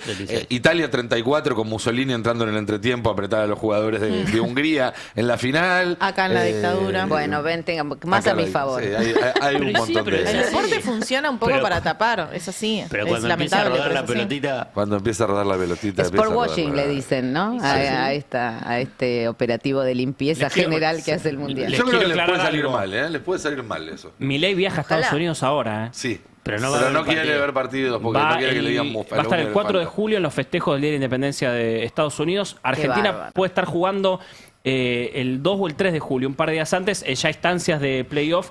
El gobierno decidió que Milei no vaya por muchas cuestiones, una de ellas para que no sea mufa, básicamente. Está el triste antecedente de Carlos Menem, que ayer me encargué de recontra chequear si había estado en el partido de Argentina-Camerún en el 90, porque hay crónicas que indican que Menem estuvo en las horas previas con el plantel con Maradona. Hay imágenes de esto, pero no hay imágenes de Menem en la cancha con Camerún, y hay crónicas de ese día que dicen que no estuvo en la cancha. Me encargué con uno de sus protagonistas, el Pato Galmarini, que fue parte del gobierno de Menem y que estuvo en ese partido. Le pregunté, le dije, che, Pato, ¿estuvo Menem? Porque estoy viendo crónicas que dicen que no estuvo, y además no hay imágenes de Menem en el palco oficial ni en la cancha ese día. ¿Y me dijo, qué dijo? Sí, estuvo. Bueno, recordemos que en la última final Macri estuvo, pero hasta después de que se supo el resultado, no él quería no decir nada. difundió No era presidente su presencia. igual. No era presidente, era Me contaron algo más. Y estuvo Menem. Estuvo en la cancha con Camerún y perdió. Me contaron algo más. Menem quería ir a la final. En el gobierno le dijeron, no se te ocurra porque si llegamos a perder nos van a matar. No vaya, lo convencieron, finalmente no fue. Argentina igualmente perdió esa final 1-0 contra Alemania. En la Casa Rosada me dicen que lo de Milei tiene que ver con esto. Tuvo la intención de ir y por eso perdimos. Estaba desesperado por ir. Por eso, solo la intención con eso ya tiró la mufa. A mí me dicen que Milei tiene miedo, obviamente, de que le quede esa etiqueta. Y lo otro que dicen es, él está tan asociado a Trump que tiene miedo que lo terminen abucheando en un estadio en Estados Unidos. Que buena parte del público argentino, pero también del público internacional, se sume a abuchearlo, como vimos a Trump abucheado hace 2 días en el Madison Square Garden, en la final de la NBA, que fue algo impresionante. Entonces, no nos vamos a arriesgar a tener una escena así que podría ser viral en todo el planeta. Milei saben que les gusta pensarse como una figura, como una estrella planetaria. Bueno, no sea cosa que le rayen un poco. El otro día hablé con una pintura. persona que viaja muy seguido a Estados Unidos, que tiene algún tipo de contacto allá y viaja mucho. Fue hace un par de semanas. Una persona que estuvo en los medios hace unos años. Me contaba que, me dice, nunca vi tanto rechazo a los republicanos como ahora. Me dijo, yo no lo estoy viendo eso. O sea, de acá no llega. Vos a lo mejor Lantos está más, no sé, más en tema. Yo acá no lo veo eso. Me dice, nunca vi tanto rechazo a los republicanos allá. Tanto enojo con Trump. Me dice, el desempleo que hay, la pobreza que hay. Me dice, nunca vi esto, me dice. Él cree, obviamente, que en noviembre arrasan los demócratas, no sé, habrá que ver qué pasa finalmente. Sería un golpazo para el gobierno de Milei también. Vos sabés que me acordé de una, bueno, por unas cosas que estoy leyendo, pero a fin del año pasado, cuando un poquito antes de que gane Mandami en Nueva York, salió una encuesta de Gallup que decía que entre los demócratas el 66% apoyaban más al socialismo que a la democracia republicana. Que eso es como, o sea, me llamó la atención, ya pasaron unos buenos meses, pero de todas maneras es como una pregunta de qué pasa con los progresismos, ¿no? Si tienen que moderarse o irse un poco más a un esquema más... Pasarse 4 pueblos. Claro, pasarse 4 pueblos. Como... Yo no estoy tan seguro igual de la derrota de Trump en noviembre. No, la verdad que faltaba. ¿Qué tal? Buen día, ¿cómo andan? La verdad, los escuchaba atentamente. Yo creo que voy a ser el único que va a ir al Mundial de los expresidentes y presidentes. ¿Vas a ir al Mundial? ¿Yo puedo ir? Pregunto. No sé, ¿adheriste a inocencia fiscal? Mirá, yo soy campeón del mundo, mufa no soy. Pero no está procesado. Yo puedo tocar la copa y nadie me puede decir nada. Es más, quiero anunciar algo. No. En este momento y en este día anuncio que estoy armando mi delegación para ir a Tomalita la Concha de la Lora. ¿No tenés una trompeta mejor? Está linda. Bueno, quiero anunciarles que estoy armando una delegación junto a Santiaguito Cafiero, Culfitas y Nelly Olmos. Vamos a ir los 4 a ver los partidos de Argentina. También vamos a ir con Trota. Sí. Elizabeth Gómez Alcorta. Y las otras 2 que no me acuerdo el nombre. Gustavo Vélez. ¿Te acuerdas de Vélez? Gustavo Vélez también. ¿Puede entrar? Gustavo Vélez está ahí ya, me parece. ¿Puede entrar en Estados Unidos, Gustavo? Creo que ya está allá. ¿Puede entrar a Estados Unidos, Gustavo? Sí, creo que ya está allá. Tiene una visa especial. Bien, bueno. Yo soy campeón del mundo, no lo olviden. Porque algunos ingratos no vinieron a saludarme con la copa. Yo lo recuerdo muy bien. Yo no soy rencoroso. Alberto, ya está. Yo no soy rencoroso. Pero no vaya a ser cosa que ganen ahora y se la traigan a Milei. ¿Estás obsesionado con eso? Yo no estoy obsesionado, pero ¿sabés qué pasa? No fue a verme a mí, después le dio la mano a Donald Trump. Yo no soy rencoroso, pero tengo memoria. Pedazos de hijos de puta. Tranquilo, Alberto. Que tengan buen día. Un gran abrazo. ¿Qué, Macri no va? Macri seguramente va a estar. Sí. Macri seguramente va a ir. Todo el mundo va a ir. Tienen la reposera ahí preparada. Mira. ¿Sabes que Macri ayer salió, lo agarró un colega, le preguntó qué pasa con Burrich y dice, bueno, ya está lanzada. Tenemos el video, no sé si lo quieren ver. Ahora no quería cerrar lo del indio porque estuvieron todos los ojos puestos, por suerte, en lo que pasó en Villa Domínico, que fue una experiencia realmente muy buena, muy buena, y que vino a deshacer además un montón de sandeces que se venían diciendo, no solamente del Indio Solari, sino también del conurbano bonaerense, de las personas que le gustan los redondos, del peronismo, de todo. Fue la verdad que abrió muchos ojos lo del finde. Pero también hubo una pregunta aparte, que es que del otro lado de la General Paz, donde se supone que está la civilización y no la barbarie conurbana, cuando la gente trató de hacer lo mismo, lo sacaron con represión y aparecieron viejos protagonistas, viejos conocidos. Totalmente. Marta. Yo creo que en la placa número 7 podríamos abrir esta pequeñísima columna donde se ve el contraste entre lo que pasó en Villa Domínico y lo que pasó en... es la placa número 6, perdón, donde se ve... Ahí está. Ahí arriba tenemos a los bomberos, que eran los que protegían, los que estaban a cargo, socorristas, bomberos, o sea, mucho personal de cuidado, ¿no? Al servicio de ese millón de personas que pasaron por Villa Domínico, mientras que acá en la capital del país, no es solamente la ciudad de Buenos Aires, tenemos esa formación de policías que el sábado a la noche intervino en el banderazo que se hizo en el Obelisco. Intervino porque sí, porque bueno, ahí si querés vamos viendo en la placa número 1 las fotos de esa represión. Era un banderazo donde la gente estaba bueno, festejando.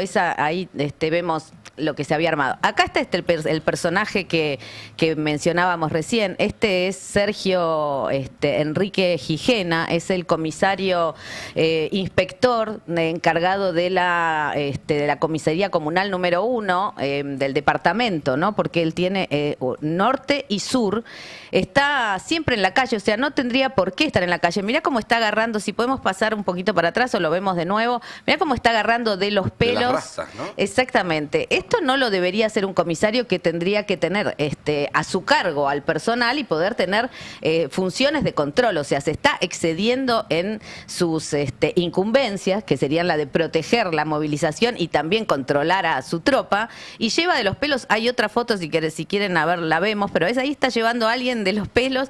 Bueno, esta es una imagen donde Gijena es reconocido por el gobierno de la ciudad, lo tienen muy en cuenta. De hecho, él estaba a cargo de la Comisaría de Constitución hasta finales de 2024, donde fue denunciado reiteradas veces por las trabajadoras sexuales, por el Sindicato de Trabajadoras Sexuales, AMAR, a través de Georgina Orellano, por intimidaciones, extorsiones, quiere decir, le sacan el dinero a las trabajadoras sexuales, les hacen requisas que no tienen ningún sentido. Bueno, esto fue denunciado también por Victoria Montenegro, por otras legisladoras, por estos abusos, y el gobierno de la ciudad lo premia, digamos, pasándolo ascendiéndolo a comisario inspector. Acá ya era el comisario inspector. Estas imágenes son de noviembre de 2025, cuando un grupo de jubilados se separaban de la esquina de Callao y Rivadavia, y esta persona agarró a los tonfazos, así, tonfa es ese palo que tiene en la mano. Bueno, hay otra imagen más de ese tonfazo que da. Lo saca, la foto esta se la saca, ahí está. Fue inesperado completamente, en la cara de la Defensoría del Pueblo. Hirió a esta persona, y también a quien sacaba la foto, Micaela, que es una fotoperiodista independiente, que quedó con un punto en la cara. Si es la imagen, creo que es la... Ahí está. Ahí está. Bueno, Micaela quedó con un tonfazo también en la cara. Esta es una de las cosas que hizo Gijena, que está bien individualizado por grupos de jubilados, porque también en el año 2025 le tiró gas lacrimógeno en la cara a una jubilada, además de golpear reiteradas veces. Le tiró gas lacrimógeno y le produjo de tan cerca que le produjo quemaduras en las vías respiratorias. Si quieren, podríamos ver el tape número 2, donde los jubilados lo confrontan a Gijena.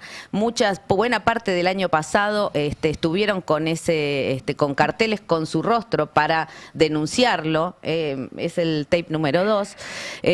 Lo confrontan para esto, para... ¿A derecha de quién? Te tenemos filmado. Ya sabemos quién sos. Ya tenemos filmado. Ningún derecho. Ningún derecho. No tenés ningún derecho. No tenés ningún derecho. Ningún derecho. No tengo nada más que hablar con usted. Bueno, ahí en ese... ¡Hipócrita! Ahí está, ven como el jubilado lleva un cartel con la foto de Gijena directamente. Del otro lado de ese cartel, que es algo que se repitió en varias marchas de jubilados, lo tienen a él en una foto que sale en Facebook acariciando un gatito cuando era comisario en la comisaría de Villa Lugano, donde también fue denunciado por reiterados abusos policiales, requisas que no tienen ningún sentido. Y sale en Facebook acariciando un gatito, y los jubilados imprimieron esa foto, de un lado él reprimiendo, del otro lado con el gatito, un poco para gastarlo, otro poco para denunciar a este personaje, ¿no? Este personaje, digamos, es eso. Primero va más allá de sus incumbencias al reprimir en primera persona de manera totalmente indiscriminada. Pero además tiene una íntima relación con una organización que se llama Buenos Vecinos, que la podemos encontrar, Buenos Vecinos Buenos Aires, Buenos Vecinos Constitución. Es una organización que empezó a surgir a partir de 2021. Si quieren podemos ver el tape número 5, ahí aparece Gloria Llopis, Llopis Ortiz, que bueno, verán que está directamente hablando en los estrados de la policía de la ciudad. Ella viene haciendo, se supone, una vecina independiente, pero lo que podríamos llamar una buchona de la policía, o sea, ella va a filmar manteros, va a filmar migrantes, entrega esas imágenes a la policía le ha brindado, incluso ha llegado a estas reuniones que empezó la Reta en la ciudad de Buenos Aires, que es las comisarías abiertas, donde hacen reuniones con vecinos para ver los problemas de cada barrio. Bueno, ella va con esas imágenes para que vayan a perseguir a determinadas personas. Este sitio, que en 2021, 2022 era un sitio marginal, empezó a crecer muchísimo a partir de que Jorge Macri le da lugar y la incorpora, digamos, dentro de... O sea, básicamente es buchones autoorganizados, sería una cosa por el estilo. Eran autoorganizados hasta que llega... sí. Claro, ella fue, Gloria Llopis Ortiz fue candidata comunera por La Libertad Avanza en 2023 y Jorge Macri la incorpora dentro de su esquema. Entonces ya no es tan autoorganizada, sino que más bien trabajan en tándem con la policía de la ciudad. Y bueno, esto ha derivado, trabaja mucho en Valvanera, que es donde ella se presentó como candidata, y también en Constitución, donde Gijena ha tenido una relevancia grande, digamos, en el plan de limpieza social que tiene Jorge Macri. Otra vez aparece la figura del buen vecino, el ciudadano de bien, como decía más temprano Spert cuando presentaba su proyecto de ley, porque es la forma que tienen ellos de polarizar a la sociedad. Totalmente, no es para nada arbitrario que se pongan buenos vecinos, es lo que dice los porteños de bien, ¿no? Todos los que están en contra, entonces, ¿qué son? Si ellos son los buenos vecinos, todos los que están en contra, somos los por malos defecto vecinos. somos los malos vecinos, tal cual. Alfredo, Sí, señor. ¿cómo es esto de que por un lado se anuncia que vienen cada vez más marcas de afuera y por otro lado las grandes empresas multinacionales, como el caso más rotundo es el de Shell, que se conoció hace poco, están desinvirtiendo en el país? Pasado ya más de 2 años de gobierno, es una forma de describir cómo es el modelo de Milei, cómo es el modelo económico de Milei. Antes estaban hablando sobre el RIGI, sobre lo que implica una economía de enclave, y a la vez también esta forma de que las grandes multinacionales, ya desde diciembre del 2023 a la fecha, ya hay poquito más de 16 grandes empresas multinacionales que se fueron del país, vendieron sus activos. ¿Estás seguro que no están tomando carrerita para volver? Porque con todo lo que nos promete Toto Caputo y Milei. No parece que no es tan atractiva la Argentina para estos capitales. Yo creo que tiene un aspecto que habla del reordenamiento del funcionamiento del capital global. El tema, cuando yo antes mencionaba el tema de las políticas industriales nacionales, también lleva a empezar a localizar sus plantas o sus negocios en sus propios países y a la vez ir a otros mercados que pueden ofrecerle una rentabilidad más elevada, teniendo en cuenta la inestabilidad económica de la Argentina. Entonces muchos dicen, bueno, me voy, vendo estos activos e invierto de otro lado. O sea que el discurso de Milei no los atrae. Es el famoso cartel que se había viralizado hace unos años de vendo todo, me voy a la mierda. Ponele, ahí la tenés. Para traducirlo, digamos, ahí. Entonces, pero vos tenés que se fue Shell, Telefónica, Mercedes-Benz, Paramount, y así sigue la lista. Pero a la vez, ¿qué es lo que te ofrecen y aparecen? Y como en los medios tradicionales te muestran, vienen las marcas internacionales. Y entonces te viene H&M, Miniso, que es una firma china donde existe un micromundo que yo lo desconozco, pero que ahí explota en los locales que tiene en Florida, en la calle Florida y en el Shopping Dot, o Victoria's Secret, y así tenés Mango, Costa Gabbana, bueno, Dolce Gabbana, bueno, yo no compro ahí, bueno, ahí estamos. Dicen que viene H&M. Ahora lo encontrás en Claro, en la salada encontrás Costa Gabbana. La conoce. Banana democrática. Entonces, pero vos sabés que estas grandes marcas internacionales no es que vienen e invierten, sino que son grupos locales que tienen la posibilidad de la distribución de esa mercadería. ¿Pero por qué? ¿Cuál es el atractivo? Y la apertura irrestricta de las importaciones, la apertura comercial. Entonces ahí aparece. Y entonces, pero otro de los puntos, o la duda que aparece, pero ¿quién compra si hay una caída del consumo generalizado? Son consumos dirigidos a grupos sociales de ingresos medios, altos y altos. Entonces, lo que habla de la dualidad del funcionamiento de la economía de Milei.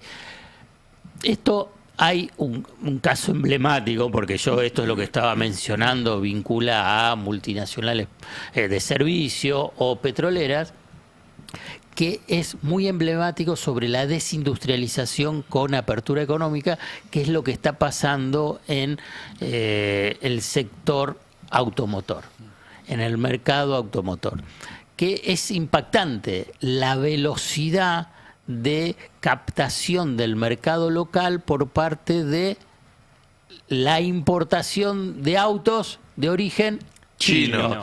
Híbridos o eléctricos. Este gobierno está siendo accidentalmente el mayor promotor de la actividad china entre las ciudades importadas, Perdón, los autos importados. No sé si lo ven en la calle, ya ocupan Sí, casi están. un 30-40% de los autos El que 20% veo. del patentamiento en lo que va del año son, Está numerado, bien. son autos chinos. Es impresionante. Yo lo veo en la calle. Bueno, eso. si vos tenés Y más veo que 20. patentamiento de las importados, ¿qué es lo que tenés? Es caída de la producción local. En los datos de mayo de la producción de autos es impresionante. Ahora voy a buscarlo.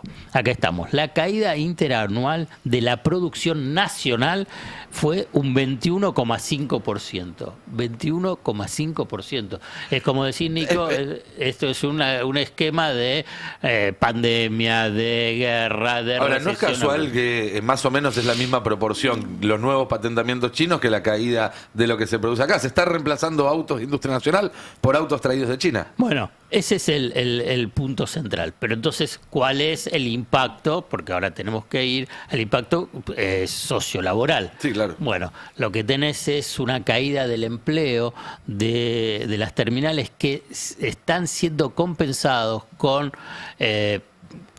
acuerdos especiales de bajar un turno hasta 2 turnos en la producción, en acuerdos con WOM y ESMATA de bajar un 25% los salarios a partir de que están suspendidos. Entonces, porque hay un desplazamiento de la producción nacional por el importado. A la vez adelantan vacaciones, jubilaciones y el esquema de retiro voluntario.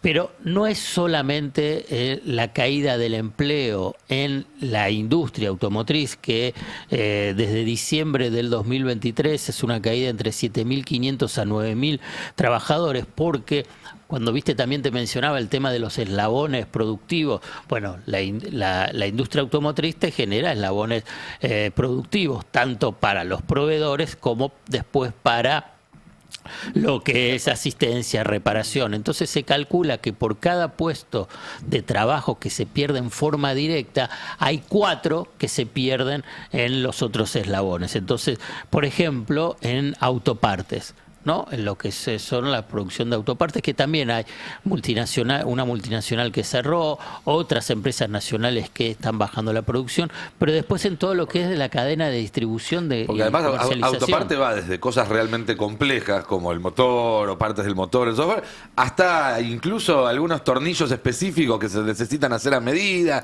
Digo, hay cuestiones ahí que derraman en la cadena productiva varios escalones. Exactamente. Entonces vos ahí hasta ahora hay una destrucción de 25.000 puestos de trabajo solamente a nivel sectorial.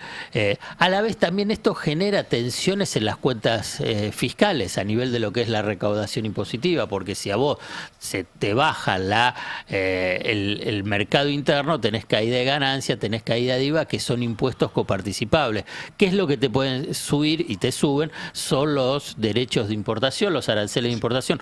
No son coparticipables, o sea que afecta también a las provincias vinculado con el tema de las cuentas fiscales, y además que la suba de los aranceles de importación a nivel de recaudación no compensa la caída que puede haber en ganancias IVA. Este es el modelo de Milei. Sin Y este es el modelo de Milei para tratar de entenderlo en términos para que no te confundas, porque cuando dices, che, mirá, está viniendo Victoria's Secret, está viniendo... Bien, le pegaste a ese. Ahí le pegué. El secreto de Vicky. Sí. Igual me parece que sos un poco injusto, Alfred. Vos estás hablando ahí de vino el heavy metal. estás hablando de una catástrofe económica y social, pero no estás destacando el milagro de ser mascota de Donald Trump y de Xi Jinping al mismo tiempo. Eso también es cierto. Es cierto. Sí, ¿Quién puede jactarse de eso? Yo creo que Xi Jinping se aprovecha, digamos. El otro Pasamos no de mascota tiene. de nadie a mascota de todos, ¿no? Cando, vos tenías algunos datitos más de ahí de la caída Dolce de la Gabbana. industria. ¡Vamos! Sí, tengo más datos en relación a la industria manufacturera porque ayer salió el informe del INDEC con los números de abril, lo tenemos en la placa 3, este gráfico en relación a la evolución de esta industria manufacturera. Este es el gráfico general que nos muestra esta caída del 2,8% en interanual, pero me interesaba mostrar un poco la serie porque si comparamos, bueno, estamos en niveles muy bajos, hay que irse a la pandemia para encontrar estos niveles, digo, si pusiésemos una regla, ¿no?, en ese gráfico. De hecho, en la placa 1 lo que vemos es justamente esa evolución de la industria manufacturera en este último tiempo, entre enero de 2023 y abril de 2026, ya haciendo ese zoom en la economía de Javier Milei, y vamos viendo cómo encontramos un nuevo piso que está en promedio 10% abajo de donde venía la producción industrial manufacturera. Acá se explican esas casi 30.000 unidades productivas que se cerraron, esos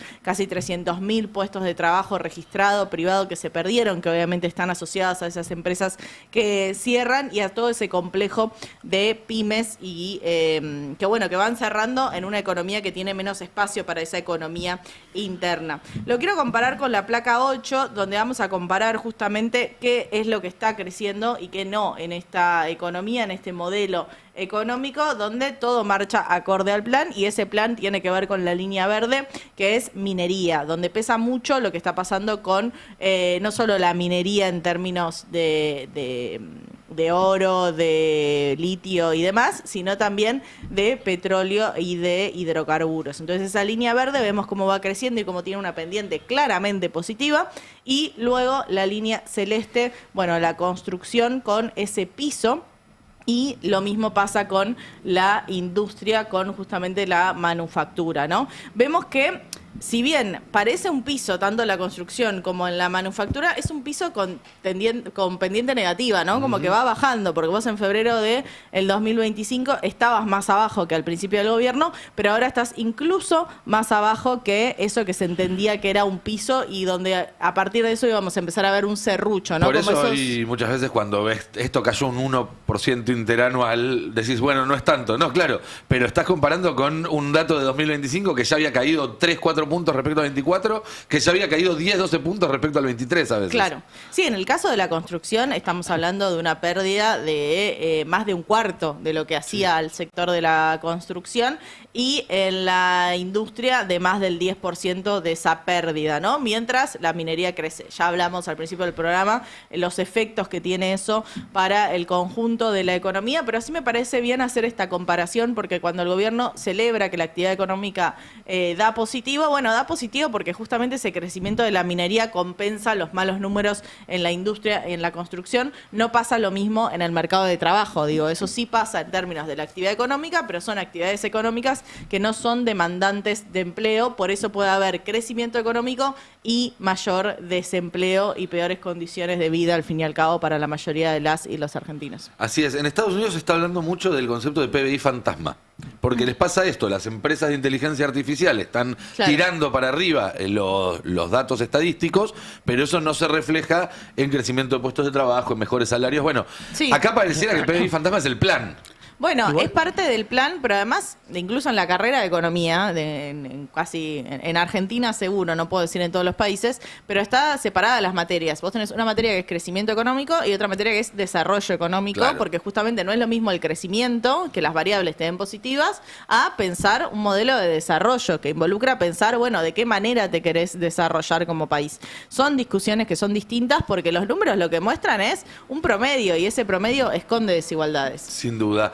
Mariano, el gobierno, mientras tanto, y en el medio de todos estos quilombos, está metiéndole el pie en el acelerador a la reforma laboral, ¿no? Reforma que ya está aprobada, que ya es ley, pero que hasta ahora venía encontrando algunas trabas para aplicarse y el gobierno parece decidido a avanzar de todas formas. Sí, en algunos aspectos sí, y esto viene a cuento de lo que nos decían tanto Alfredo como Cande, porque si el mercado de trabajo, mientras algunas actividades crecen, está mostrando una depresión muy profunda y probablemente un cambio de sesgo de largo plazo, lo que viene a hacer el gobierno en la aplicación de la reforma laboral es, para sorpresa de nadie, profundizar esa depresión y ese cambio. ¿Por qué? Porque se venía hablando en los últimos días de una citación a un grupo de actividades para renegociar sus convenios colectivos de trabajo, y en el destape encontramos que el número va a ser finalmente mucho mayor. 450 actividades, 450 convenios colectivos de trabajo van a estar en revisión desde esta misma semana, cuando la Secretaría de Trabajo envíe a estas actividades, a los gremios, a las cámaras empresarias, las notificaciones de que hay cláusulas, hay puntos, ítems de esos convenios colectivos de trabajo que están vencidos y que, por imperio de la reforma laboral, deben ser necesariamente renegociados. Ahora, voy a hacer una pregunta quizás un poco pava, pero ¿no se supone que la renegociación o no de esos convenios es algo que atañe a las empresas y a los sindicatos, y en las cuales el gobierno no debería meterse, y mucho menos un gobierno que se dice libertario? Bueno, porque es un gobierno libertario falopa, tampoco estamos descubriendo nada, pero sí es cierto que existe en la Argentina una cláusula, una garantía muy importante, que es la denominada ultraactividad. ¿Qué significa la ultraactividad? Significa que todos los mecanismos, todos los convenios, las garantías, las prerrogativas que tienen los trabajadores en los acuerdos que alcanzan con las representaciones patronales siguen vigentes mientras no exista una renegociación superadora, porque además esto viene aparejado de otro concepto que históricamente rigió en la legislación argentina, que es la progresividad de los derechos. Vos, la base de tus derechos es el actual contrato de trabajo que tenés. El que le sigue tiene que ser superador o igual. Nunca puede estar para abajo. Bueno, lamento informar que en la Argentina esa progresividad de los derechos se murió con la reforma laboral, y esa ultraactividad, que es esa vigencia más allá de el vencimiento formal de esas condiciones, también empieza a romperse porque el gobierno le puso fin en la reforma laboral a las cláusulas y a los ítems que se denominan obligacionales. Es un poco complejo, pero lo voy a decir muy fácilmente. Vos, en las negociaciones entre empresas y gremios o trabajadores, vos tenés normativas, salarios, vos discutís condiciones de vida y condiciones de ingreso. Pero además de eso, se pueden discutir otros ítems como sean el financiamiento de las propias entidades sindicales, el financiamiento de las obras sociales y el propio financiamiento de las representaciones patronales. ¿Eso por qué se establece internacionalmente? Porque se entiende que la solidez, la fortaleza de las representaciones de ambos lados colabora a mejorar las condiciones de negociación y por lo tanto es virtuosa en su resultado para los trabajadores y para las empresas. Vos, cuando tenés una negociación de dos que son fuertes, se supone que apuntás a un resultado que fortalece a los representados de esa negociación. Bueno, ¿qué vino a hacer Federico Sturzenegger? ¿Qué vino a hacer el gobierno con la reforma laboral? Atomizar y destruir en la medida de lo posible todos los niveles de negociación. Cuando se llama a estas 450 actividades a renegociar las condiciones de esas cláusulas, lo que se hace es buscar el debilitamiento presupuestario, económico y estructural de gremios y de cámaras patronales. ¿Para qué? ¿Para beneficio de los trabajadores, como dice Federico Sturzenegger?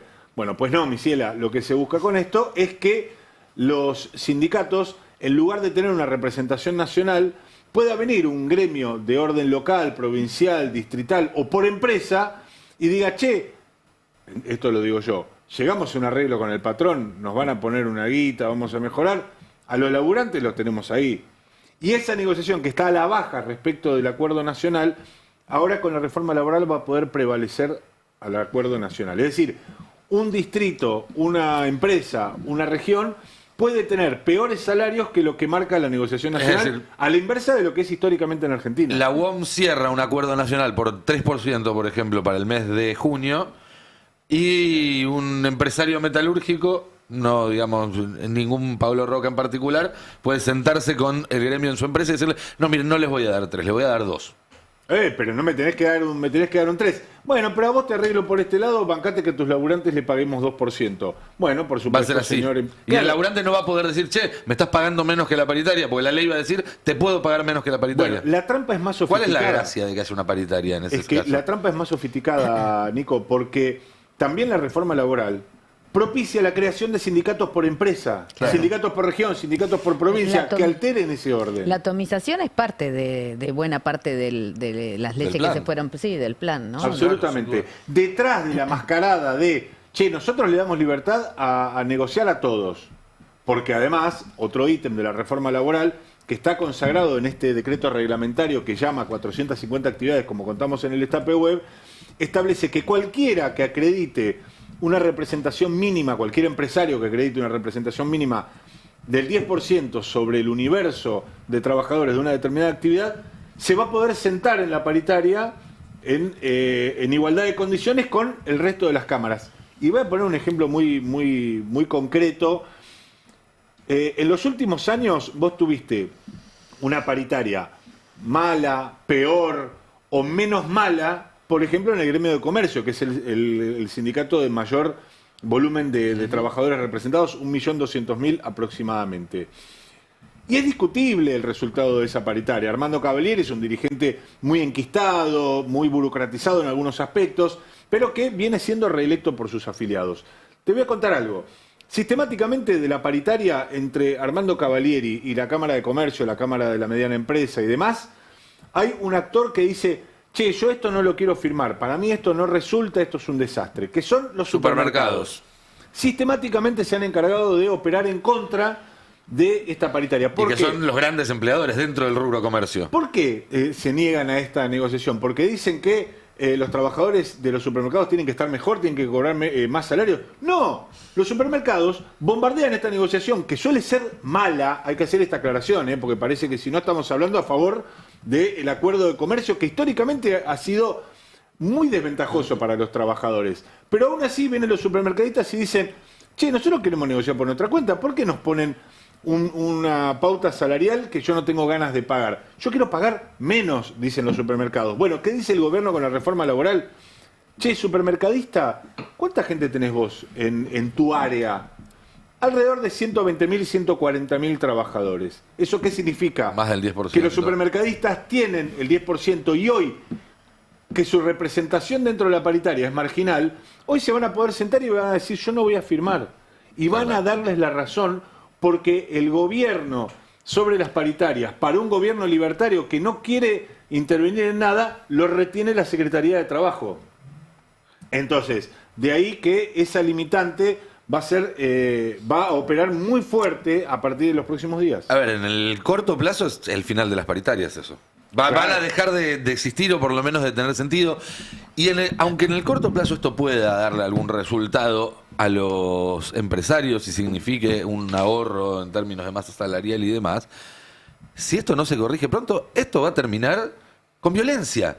Cuando el trabajador no encuentra vías formales, institucionales para canalizar sus reclamos, los reclamos quizás tardan un poco más en llegar, pero en algún momento llegan. Esto es algo que ya se dijo 1000 veces acá. Antes de que estuviera legalizada la huelga, en general los conflictos laborales terminaban con la fábrica prendida a fuego y el patrón colgado.